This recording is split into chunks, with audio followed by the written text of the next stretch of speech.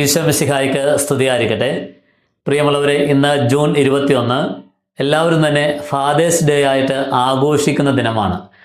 ആദ്യമേ തന്നെ ഈ ലോകത്തുള്ള എല്ലാ അപ്പന്മാർക്കും ഈ ദിവസത്തിൻ്റെ എല്ലാവിധ ആശംസകളും പ്രാർത്ഥനകളും നൽകുകയാണ്. പ്രിയമുള്ളവരെ, ഇന്ന് ഇടവക ദേവാലയത്തിൽ വെച്ച് വികാരിയച്ഛൻ ഈ ഒരു കാര്യം പറഞ്ഞിട്ട് അവിടെ കാറ്റഗിസം പഠിക്കുന്ന എല്ലാ കുഞ്ഞുങ്ങളോടും പറഞ്ഞു, ഇവിടെ ഇപ്പോൾ നിങ്ങളുടെ അപ്പന്മാരുണ്ടെങ്കിൽ ഓടിച്ചെന്ന് കെട്ടിപ്പിടിച്ച് ഒരു ഉമ്മ കൊടുക്കാൻ വേണ്ടി പറഞ്ഞു. ആകെ 3-4 കുട്ടികൾ അങ്ങനെ ചെയ്തുള്ളൂ. ബാക്കി എല്ലാവരും എന്താണെന്ന് അറിയത്തില്ലായിരുന്നു, ചെയ്തില്ലായിരുന്നു. പക്ഷേ +1 പഠിക്കുന്ന എൻ്റെ മകള് ഓടി വന്ന് എല്ലാവരും മുമ്പിൽ വെച്ച് എൻ്റെ കവിളിൽ ഉമ്മ തന്നു കഴിഞ്ഞപ്പോൾ എന്തെന്നില്ലാത്ത വലിയൊരു ആനന്ദവും സന്തോഷവും തോന്നി. മക്കളെ, ഓർക്കേണ്ട ഒരു കാര്യമാണ്, നമ്മുടെ അപ്പൻ കൊണ്ട് വെയിലാണ് നമ്മൾ ഇന്ന് അനുഭവിക്കുന്ന തണലെന്ന് പറയുന്നത്.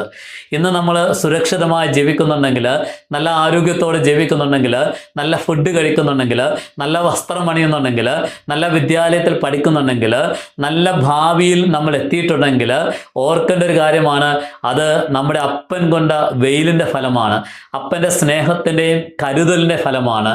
ഓർക്കേണ്ട ഒരു കാര്യമാണ്, ഇന്നെല്ലാവരും തന്നെ അമ്മമാര് 10 മാസം ചുമന്ന അല്ലെങ്കിൽ പ്രസവിച്ച കണക്കെല്ലാം പറഞ്ഞ സ്നേഹത്തെക്കുറിച്ച് വർണ്ണിക്കാറുണ്ട്. പക്ഷേ അപ്പന്മാരുടെ സ്നേഹം പലരും മറന്നു പോകാറുണ്ട്. അമ്മമാര് 10 മാസം നമ്മെ വയറ്റിൽ കൊണ്ട് നടന്നിട്ടുണ്ടെങ്കിൽ ജീവിതകാലം മുഴുവൻ നമ്മെ ചങ്കോട് ചേർത്ത് പിടിച്ച് പുറമേ സ്നേഹം കാണിക്കാത്ത ഗൗരവക്കാരനായ അപ്പൻ്റെ ഉള്ള്, അത് സ്നേഹം മാത്രമാണ്.